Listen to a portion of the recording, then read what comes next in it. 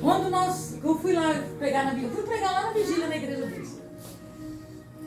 Quando eu cheguei em casa, eu deitado, quando a gente deita, parece que nem Deus começa a falar com a gente, né?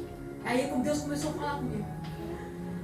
Deus não tirou você lá daquele leito de morte, simplesmente por tirar. Entende? A nossa oração moveu as mãos dele, sim. Mas o teu chamado, olha aqui, o teu chamado, que você sabe que desde quando eu te vi pela primeira vez que eu falei, a promessa está de pé. Está de pé. Deus falava bem claro comigo que a promessa está de pé. Só depende de ti. E você sabe o que é, não vou nem abrir, porque ele já sabe. Ele já sabe o que é. Amém? Vem aqui, ó.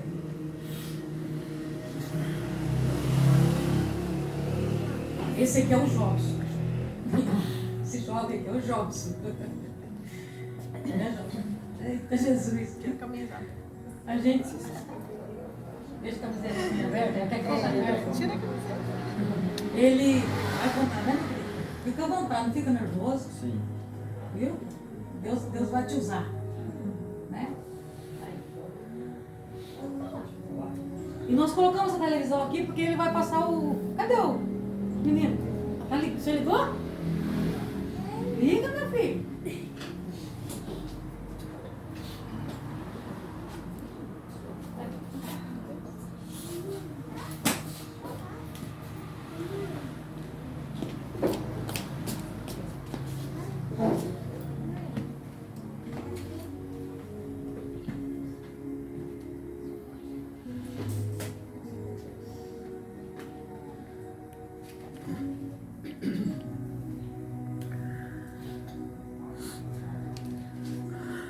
Saúde os irmãos com a paz do Senhor Jesus. Amém. Amém. Honra e glória a Deus. E eu estou aqui satisfeito pela misericórdia de Deus. Agradeço ao pastor, grupo de louvor e a Deus, em primeiro lugar, por estar aqui. É uma honra de verdade. A pastora bem disse, eu cheguei em Itapema e aqui foi o meu primeiro lugar onde eu estive, onde Deus me aprove passar um tempo maravilhoso. Eu sou grato a Deus por isso. Irmãos, hoje eu estou aqui para contar um pouco do meu testemunho de vida, mas antes eu queria ler uma passagem bíblica. Eu podia ter falado de vários milagres, vários curas que a Bíblia nos relata. Mas Deus tocou no meu coração para falar sobre isso. E eu não consegui mudar. Ao contrário de que muitas vezes a gente se programa e às vezes Deus...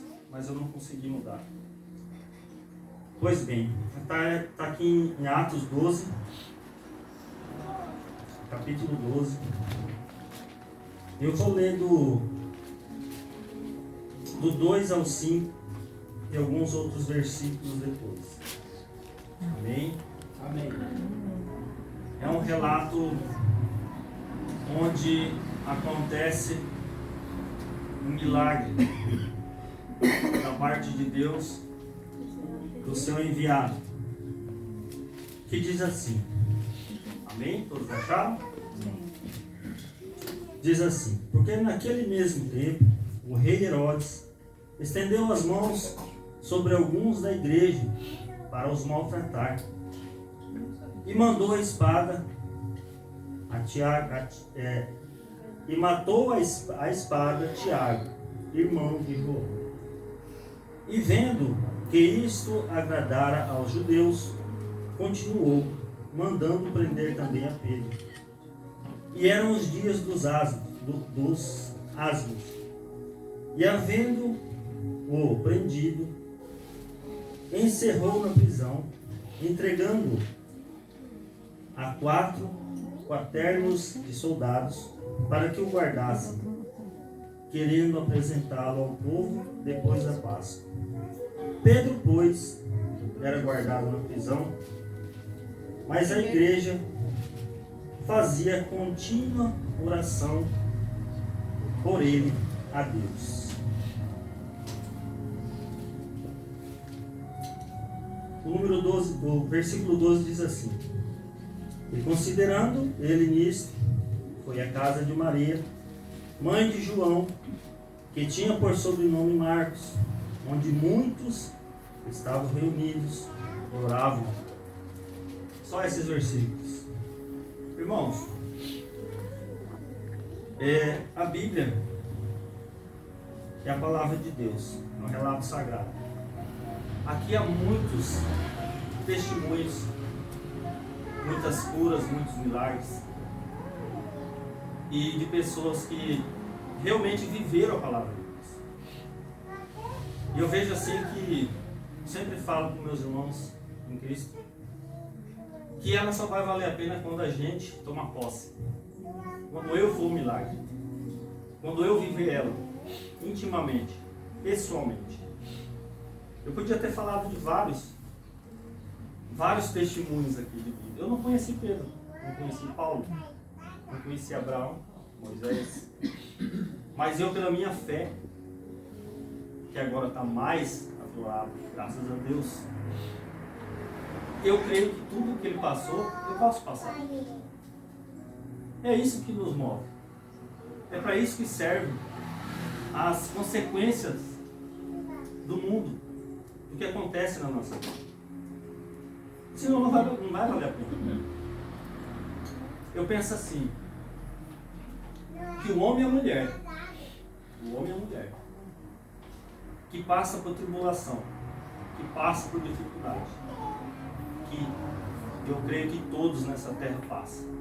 Feliz é o homem, feliz é a mulher, que no vez de se afastar de Deus, ele se aproxima de Deus. Porque é para isso que serve as aflições desse mundo. Não é para nos distanciar, mas sim para se achegar. Eita, não é verdade? É. Porque aí é onde você vai ver o milagre de Deus. Eu falo assim que não tem um ser humano que não sinta saudade de algo que ele nunca viu. Parece que tudo que você faz, tudo que você tenta fazer de bom para suprir algo, nunca preenche. Não é verdade? E tem um dito que fala que esse vazio que o ser humano sente, ele é do tamanho de Deus. Amém? Amém. Então só Deus preenche.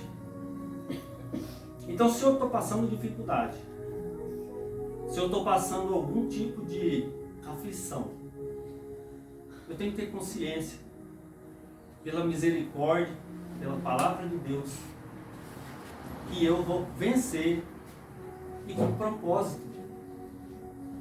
Eu vou contar um pouquinho do meu testemunho, mas eu quero deixar bem claro que se eu estou aqui hoje, não é porque eu sou bom, não é porque eu sou merecedor. Eu estou aqui pela misericórdia e porque Deus tem um propósito. Eu e você não temos nada a oferecer a ninguém, se não for a Deus. Esse discípulo de Deus, ele passou pela fornalha, ele teve que mudar, só que ele não se afastou de Deus. Ele era um ser humano igual a gente, e ele viveu a palavra de Deus. E nessa parte aqui, que eu senti de falar da parte de Deus, e é onde Pedro ele começa a passar as dificuldades de ser um cristão, de ser uma pessoa que quer ser bom nesse mundo, que quer falar de Jesus, desse amor. Eu sou, pela misericórdia, líder de adolescente, que é muito difícil. Eu estou aqui falando, irmãos, eu tenho muita vergonha. Eu falo para o pastor, eu sou muito tímido, prefiro falar para uns, outros assim. E Deus tem me dado essa oportunidade. E eu falo para eles assim, que Deus, ele já fez um grande milagre na nossa vida, que é a salvação. E é tão fácil falar de Jesus que é um amor genuíno. Não é outro. E voltando aqui à palavra,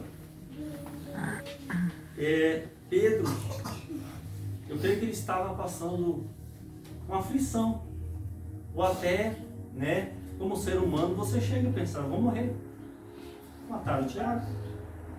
Herodes achou que era muito bom fazer isso, ele criou um status, né, como se fosse algo espetacular na nossa mídia, aí, algo que chamasse muita atenção. Então agora eu vou começar a matar um por um, eu vou ganhar mais status. E Pedro ali na prisão, eu creio que ele sentiu um pouco de medo. Que é bom o ser humano ter medo. É ruim quando ele não tem. Mas um medo bom. Aquele medo que vai te fazer a chegar mais perto de Deus. E o que me chama a atenção aqui é que a igreja, irmão, as pessoas que realmente querem te ver o bem, não só fisicamente, mas espiritualmente, começa a clamar Jesus, começa a clamar Deus. E eu costumo falar que é impossível quando eu e você busca a Deus de todo o coração, intimamente, como diz Mateus 6,6, fecha a porta do teu quarto e ora para aquele que te vê, não aquele que te escuta. Ele te vê o seu coração, aquela intençãozinha que só você sabe. Quando você entra no quarto, o que é quarto? Você se fica nu. Mas Jesus, eu estou aqui. Eu não sou nada. Olha o que aconteceu. Olha o que eu fiz. É isso que a palavra diz. No íntimo. E eu costumo falar quando você está no íntimo com Deus. Eu não sei o que você está passando. Não sei qual que é a sua dificuldade. Eu não te conheço. Mas Deus te conhece. E quando eu e você começa a buscar verdadeiramente a intimidade com Deus, começar a viver a palavra, e quando eu entrar aqui dentro com essa intimidade com Deus, com essa fé, aí eu junto com mais você, é impossível a manifestação do Espírito Santo não acontecer. Aleluia. Porque é isso que a palavra fala. Glória a Deus. Esse povo estava buscando por um amigo, buscando a salvação da alma, da vida dele, lógico, mas clamando com fé.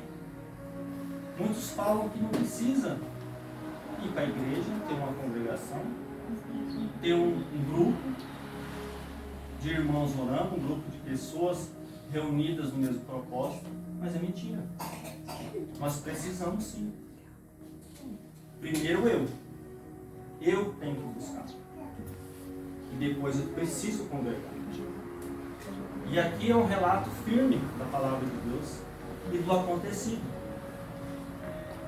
Se depois você ler todo esse capítulo, você vai ver que acontece um milagre realmente. Deus manda um anjo, e o anjo transpassa ele pelas paredes e abre o portão de ferro. É um milagre. É algo sobrenatural. Não é verdade? Ninguém pode, ainda mais antigamente, as prisões eram prisões bem fechadas, bem cuidadas. Não se hoje não tenha, né? Apesar que tem muitas coisas erradas, né? Mas antigamente era mais sério. Então realmente era só um milagre. E eu fixei nesse milagre e nessas duas coisas que o Espírito Santo me colocou. Porque esse é o meu propósito de vida. Foi para isso que Deus me trouxe de volta. Se alguns aqui já sabem o que foi acontecido na minha saúde, na minha vida, eu vou estar contando um pouquinho. Depois eu vou passar para minha irmã, pois eu vou contar o que eu vivi. Eu confesso aos irmãos que foi algo sobrenatural. Eu nunca tinha vivido. Eu já tive experiências no mundo espiritual, em sabe, outras vezes, eu falo que eu sou fruto de oração. Pela misericórdia e fruto de oração. Sempre falei isso. E já tive outras experiências, mas essa foi algo que Deus permitiu que acontecesse na minha vida e à minha volta. Porque esse é o propósito de Deus. Lembrando que nada acontece por acaso. Se nós somos filhos de Deus, tudo tem um propósito. Ou na sua vida ou de alguém. E isso é gratificante. E se eu estou aqui, eu sou grato a Deus. Porque Ele ainda viu um propósito na minha vida. Eu fui acometido pela leptospirose. Não sei se vocês conhecem essa doença do rato. E é uma das doenças fatais, dependendo do grau dela. E eu peguei a 3, a pior. Deus, eu sou grato também pela vida da minha família. Eu tenho uma família maravilhosa, amigos, então, que Deus coloca na minha vida, que eu sou o homem mais feliz do mundo. Porque quem tem família, quem tem amigos de verdade, tem tudo, né, nessa terra. E a minha sobrinha me levou para o posto, pro hospital. Eu fui para o posto, depois eu fui para o hospital. Eu só lembro, irmãos, eu trabalhei o dia inteiro no hospital, mexendo na minha casa. E eu só lembro que eu trabalhei e fiquei ruim. E fui para o posto, achando que estava com dengue. E eu não lembro de mais nada. E a minha sobrinha, ela me acompanhou. E depois daquele dia que eu entrei no hospital, eu não lembro de nada e nem de ninguém. Até pedi perdão para vários irmãos que foram me visitar. A minha noiva falou, amor,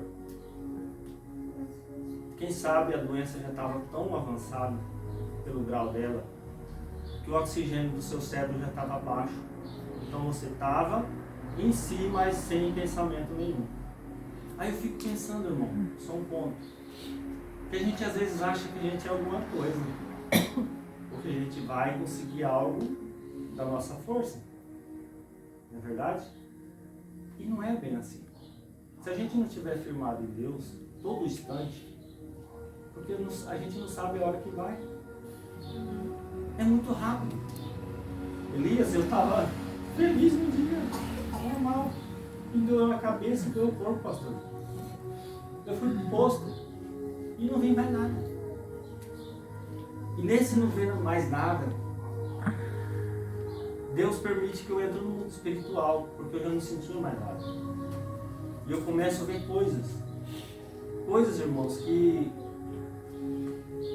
até eu caí em si, que eu falei para minha irmã, quando eu vi que eu estava em coma mesmo, que eu saí do coma, para mim estava tudo normal, eu sentia algo do meu lado, me dava paz, mas era um lugar muito horrível.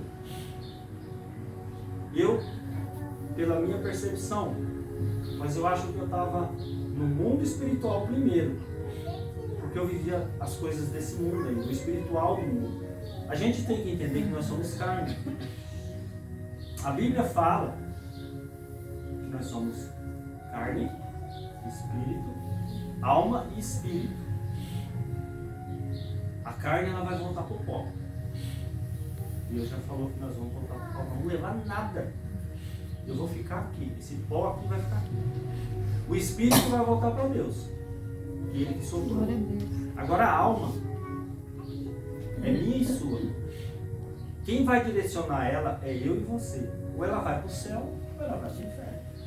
E quando você entra nesse mundo espiritual, que a gente sente que a gente não é só carne. Não é só eu que sinto isso. Irmãos, está aí as doenças do século. Depressão, ansiedade. Que isso não é da carne, isso é espiritual. É mais espiritual do que carnal. O diabo ele não está brincando de ser diabo. Ele está entrando na mente. O diabo não se manifesta mais. Porque ele sabe os últimos dias. E eu tive uma experiência, irmãos.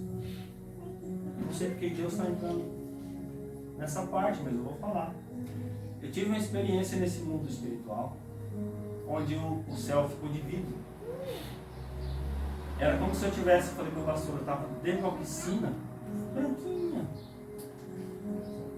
E de repente começou a trincar. E o diabo vinha pisando em cima. Enquanto ele pisava, trincava. E ele falava assim, se você dormir, eu te pego. E antes dessa viagem, eu viajava, eu sentia que era tudo, o vento, eu sentia tudo.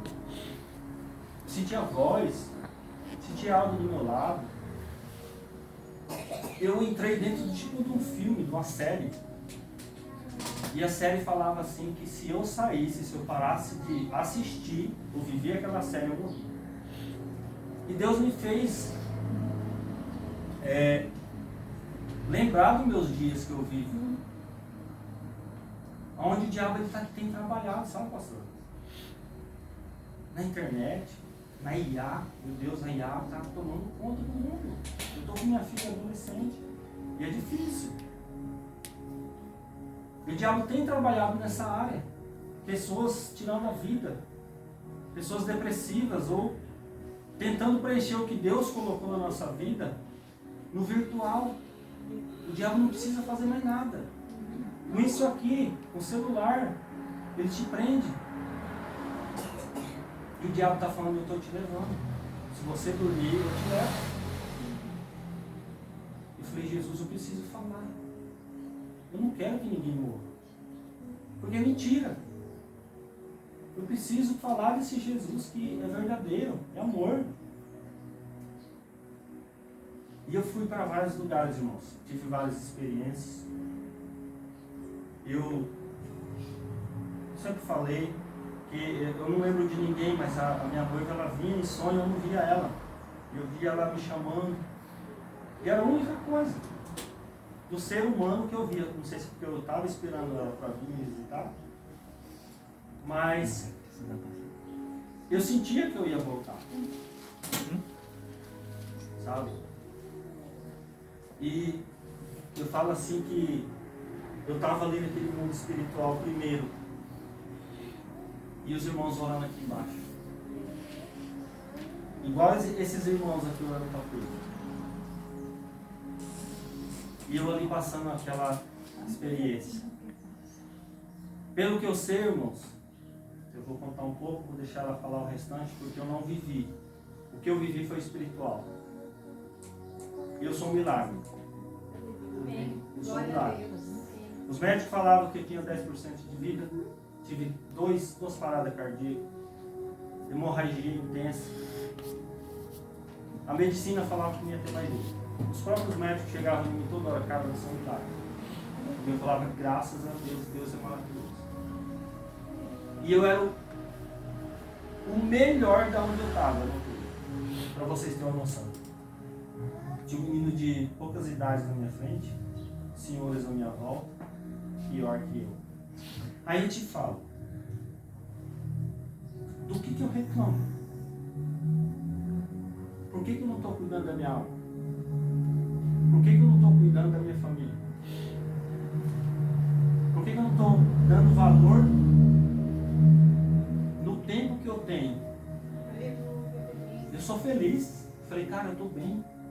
O rapaz morreu na minha frente. Eu falei, Jesus, eu não quero morrer. Ainda não. Aí eu lembrava que eu tinha saído, eu estava com atraco ainda, estava com um monte de sonda, acesso. Falei, Jesus, eu estou bem. Eu comecei a sentir felicidade, mas querendo sair dali. Falei, eu vou sair. Porque, irmãos, eu acho assim que todos nós, vou repetir, feliz o homem e a mulher que passando tribulações ou vendo algo de ruim, ele não sai de perto de Deus, ele chega mais perto de Deus. Eu acho que a gente tinha que ir no mínimo uma vez por mês dentro do hospital ou no presídio, para dar um choque de realidade, sabe? Para sair desse mundo virtual.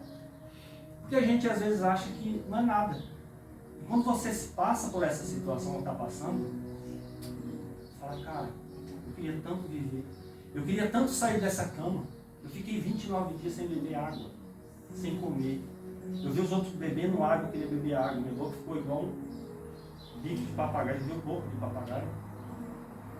E quando eu bebi, irmãos, A médica me deu 20 ml. Falou, essa aqui vai ser só água. Só para ver se o seu corpo vai ver. Eu bebi aquela água. Eu chorei. Lembrei de Jesus, que a água vinha. E comecei a falar, caramba, eu podia beber água, tomar meu tereré, que eu sou mato-grossense, e o mate, o que seja. Eu podia levantar minha cama, eu podia correr, podia abraçar alguém. Às vezes a gente se limita a abraçar alguém, ou falar algo de bom para alguém. E você ali preso numa cama, sem poder fazer as próprias necessidades, uma vergonha.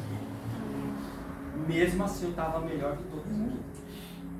Aonde eu quero chegar? Irmãos, dê valor no seu tempo. Exerça a sua fé com a sua dificuldade. Dê valor na sua igreja, no povo que Deus te colocou. Leia a palavra de Deus. Abrace sua mulher, abrace seus filhos. Pegue a sua dificuldade.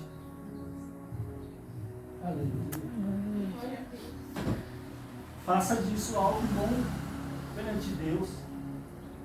Transforme isso como um milagre. Não porque eu sou melhor, mas porque eu creio que Deus pode fazer. Aleluia.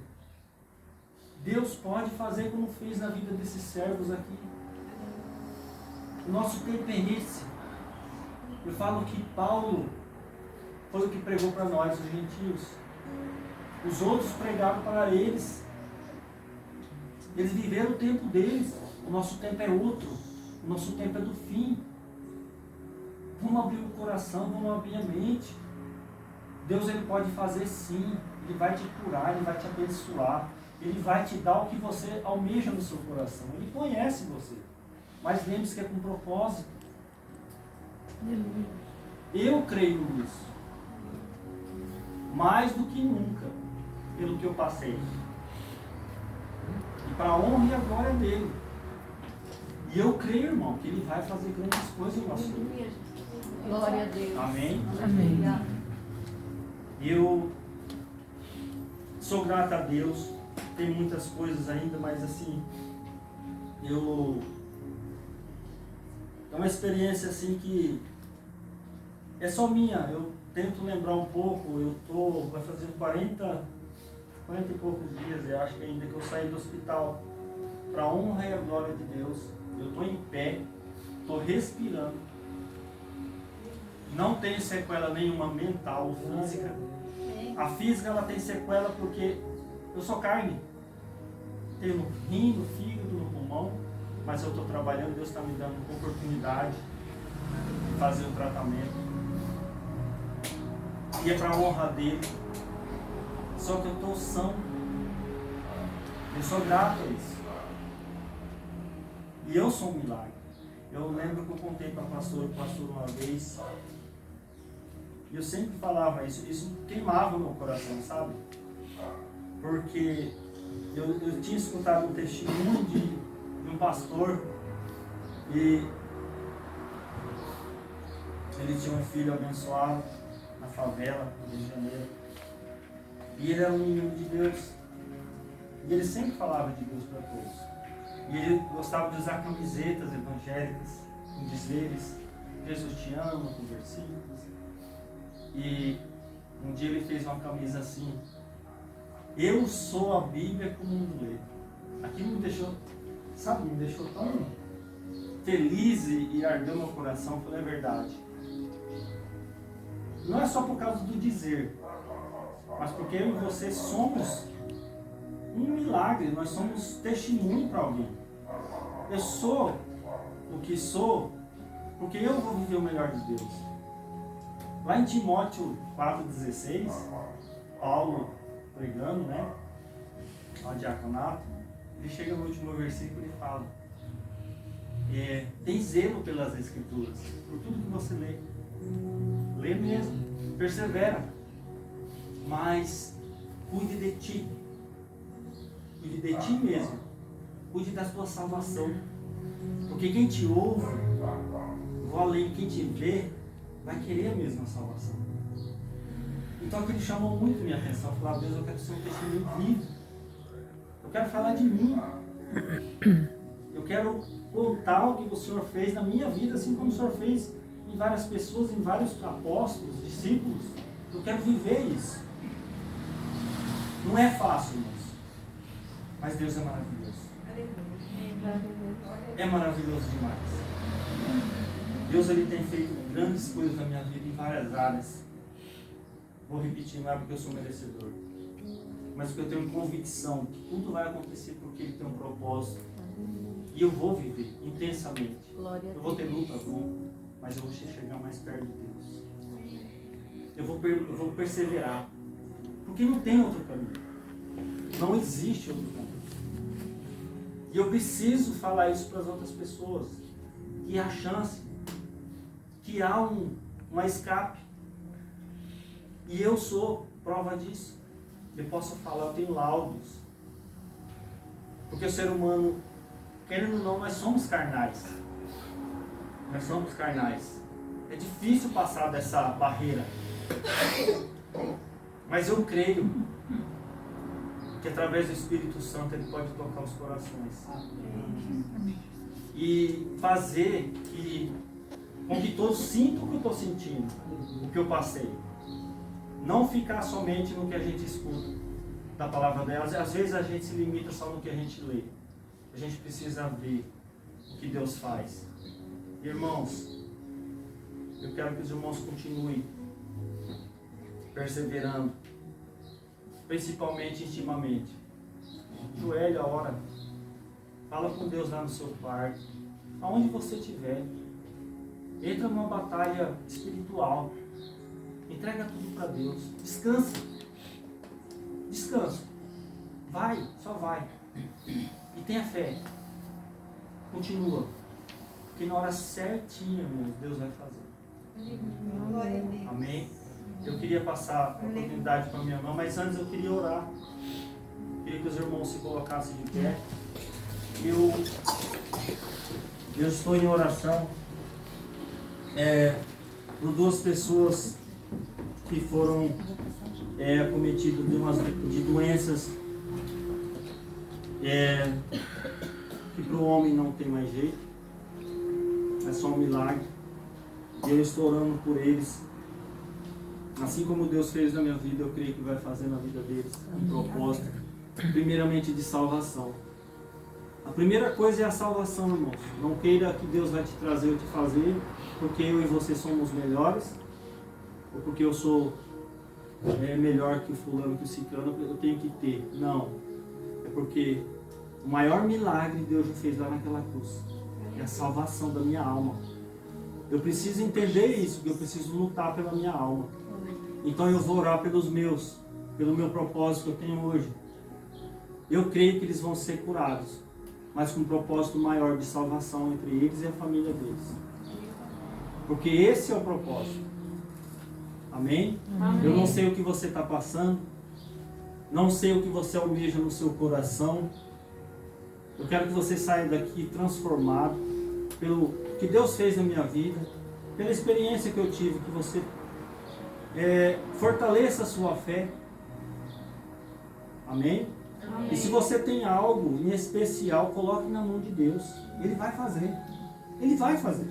Eu sou prova disso. Eu estou aqui pela misericórdia, pela graça dele. Amém? Amém. Eu quero que vocês orem, cada um no seu propósito. Eu vou orar pelo meu. E eu creio que Deus, a partir de agora, em nome de Jesus, pela graça de Deus, Ele vai entrar com providência. Amém? Amém. Deus maravilhoso, querido Pai. Estamos aqui diante de Ti, Jesus, como ser humanos que somos dependentes de Ti em tudo. Deus com o coração aberto, exercendo a minha fé mais uma vez, Senhor.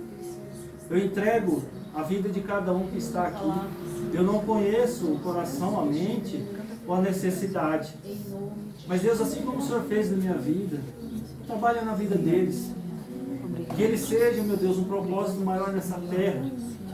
Que eles venham sentir a paz que eu sinto em Ti. Pai, Espírito Santo trabalha.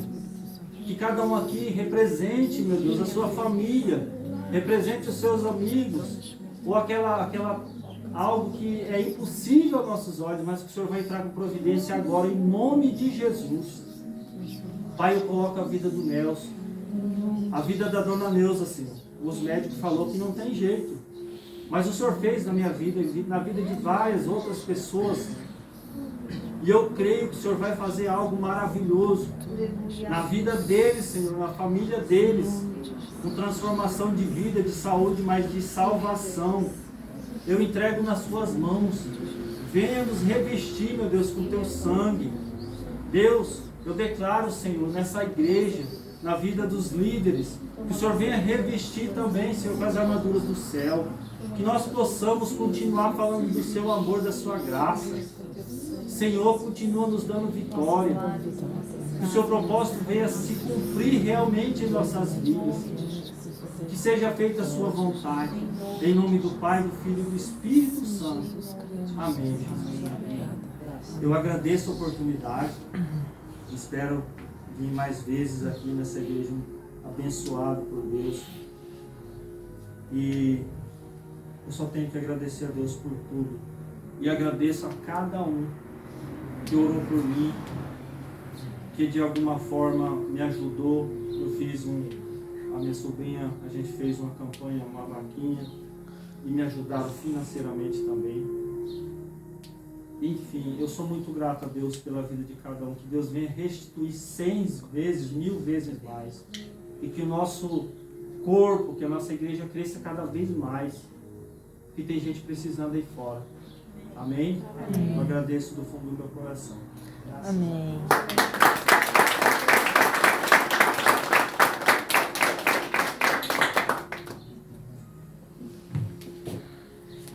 Pode se sentar, saudamos a igreja com a paz do Senhor. Amém. Para nós é motivo de alegria, de milagre mesmo, né? Nós já somos um milagre que a gente nunca vê, né? A gente não percebe isso. Aí a gente só percebe quando há algo extraordinário, horrivelmente extraordinário acontecer, para que a gente venha saber que nós somos realmente um milagre de Deus. E é que ele está ainda redobrando o que ele viu. Tem muita coisa aí que ele viu, que ele acho que esqueceu de contar, mas ele vai voltar para contar, porque o mundo espiritual ele é muito mais real do que esse aqui, muito mais. Eu digo sempre que esse vaso aqui, ó, se eu colocar ele aqui, eu tenho visão que ele vai cair, automaticamente eu posso botar ele de volta para ele não cair, não ter o perigo de cair e quebrar. Mas no mundo espiritual, você consegue só ter a noção do perigo quando você ora. Quando você está em comunhão com Deus. Porque se você não estiver em comunhão com o Espírito Santo, você não tem a visão do mundo espiritual, do perigo que você corre. Mas quando você tem esse discernimento do Espírito, você começa a ver aonde é que você está errando para você não ser castigado pelo teu erro. Então, o mundo espiritual ele é muito mais real do que esse e perigoso. Ele é muito perigoso. Porque ele fica em oculto, que os teus olhos carnais não veem, mas o espiritual vê. E se nós não tivermos os anjos do Senhor acampando ao nosso redor, e nós sermos guardados no esconderijo do Altíssimo e da sombra do Onipotente, nós corremos riscos de ir para o inferno. Mas eu não vou ministrar hoje, tá? Quem sabe numa outra oportunidade. Como ele não viu as coisas que estavam aqui fora acontecendo com ele, a gente fez esse vídeo. Aqui foi logo quando ele chegou, quando ele saiu de casa, eu estive com ele, Fui eu que acompanhei mais tempo, a minha irmã acompanhou, a minha sobrinha acompanhou, só que quase todos os dias era eu que estava lá, com mais alguém. A pastora Ruth esteve comigo nessas visitas dos hospitais também. Essa daqui, se você puder ir, cadê eu? Se você puder ir pausando para mim, por favor. Essa daqui, a gente não tinha noção. Dá uma pausa. Aqui a gente ainda estava em Itapema. Aqui ele já estava em piora. Naquela primeira imagem que você viu, ele estava comigo. Nessa imagem ele estava com ela, com a minha sobrinha. Aqui ele já estava no estágio já de risco. Só que daí, como Deus prepara as pessoas certas, ela correu lá e já os médicos vieram, aí já começaram a ver que o negócio era muito mais sério. Era apenas o início de uma grande batalha. Vamos lá. Aqui, ainda estava aqui em Itapema, isso era numa sexta-feira, ele internou numa quarta comigo, e na sexta-feira ele estava na área vermelha aqui em Itapema. O médico me ligou e ele disse que era pra gente ir lá. E eu fui lá. Eu pude ver ele, liguei pro nosso pastor para orar por ele, porque o médico me ligou porque ele ia ser entubado. E ali a gente não tinha noção do que ainda estava por vir. Olha o estado que ele já estava aqui, de quarta para sexta-feira. Ele estava muito inchado. Ele estava da cor dos Simpsons, amarelíssimo. Aqui ainda, acho que devido à imagem do celular, não dá para ver tanto, mas ele estava realmente da cor dessa letra aqui. Amarelo. Ele não tinha sangue nenhum. Sumiu tudo. Ali ele já estava começando a ter os órgãos dele já tomado pela doença. Ali foi umas 2 horas antes dele ser entubado numa sexta-feira, o pastor orou por ele ali, pode passar. Aqui ele já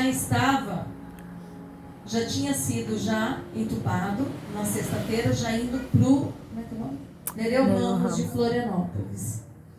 Chegando lá no sábado, eu tirei essa foto dele. Eu fiz esse vídeo aí. Ele já estava totalmente entubado, com mais de 10 bombas de medicações, de tudo que você imaginar. O pulmão dele estava com hemorragia o tempo todo. Tinha uma máquina de hemodiálise do lado dele, porque o rim parou. Então todos os órgãos dele foi comprometido. Pode passar. Esse foi no sábado que nós estávamos lá, eu e a minha futura cunhada. Oramos como nunca a igreja, família e amigos oramos.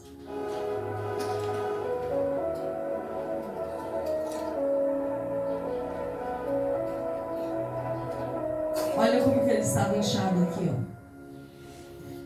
Era muito, muito inchaço. Muito inchaço. Pode passar. Segundo, aqui nesse dia, nesse sábado, o médico tinha me dado 10% de vida só. Para ele. Ele disse isso daí porque para ele não tinha mais jeito. E naquele dia, eu confesso para vocês que... Porque assim, quem está passando por esse momento,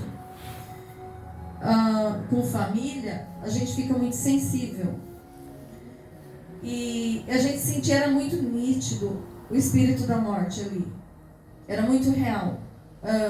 Eu não sou muito de ver demônio, mas eu sinto as coisas. E nesse dia, eu senti muito o espírito da morte. Eu e o meu sobrinho lá em Campo Grande, o que Deus mostrava para ele, mostrava para mim. E naquele dia, eu saí chorando do hospital e aí o médico ainda veio com essa informação para mim que ele havia com 10% só de vida. Eu saí de lá com o coração apertado, chorando, dando boletim médico para a família. E quando eu cheguei em casa, já estava todo chorando e eu vi a minha mãe chorando muito. E eu cheguei, eu vi ela naquela situação, eu disse, se está doendo em mim, imagina nela que é mãe. E eu pedi para o Senhor, falei, se o Senhor levar o meu irmão, leva ela, porque ela não vai suportar, porque se eu estou sentindo isso, imagina ela. Então aí depois eu pedi perdão para o Senhor e disse, quem sou eu para pedir para Deus tirar a vida de alguém?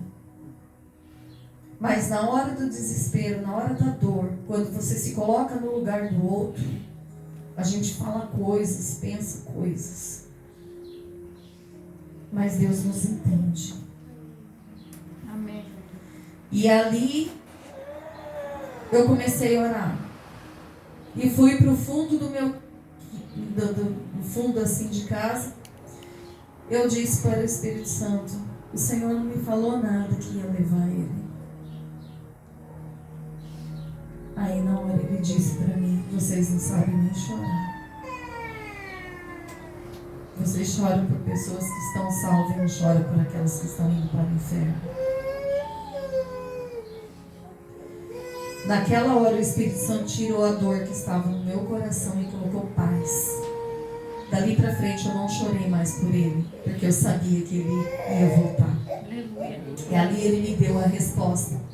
E naquela mesma hora, o meu sobrinho, no domingo, ele me ligou falando que ele estava orando.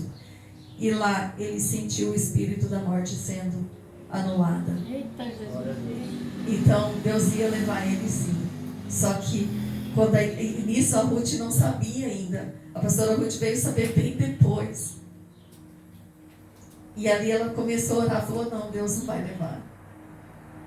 Ela sentiu que Deus não ia levar, e Deus só foi confirmando, usando pessoas para falar que Deus não ia levar mais. Aqui, ele já tinha tirado o tubo. Pode pausar. Aqui, ele já tinha tirado o tubo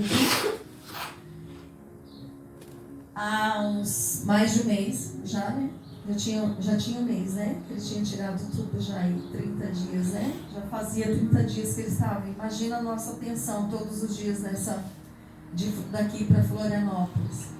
Aí aqui, eu fiz esse vídeo conversando com ele. Porque ele colocou o tubo, tirou o tubo para colocar tráqueo. Só que na segunda-feira, eu tenho que tomar cuidado aqui para me explicar para vocês. Antes dele colocar a tráqueo, não minto, ele já tinha colocado a tráqueo aí. A doutora, numa segunda-feira, no domingo, a minha irmã, ela tinha ido lá para Florianópolis ver. Ela chegou, ela olhou assim para mim e falou assim,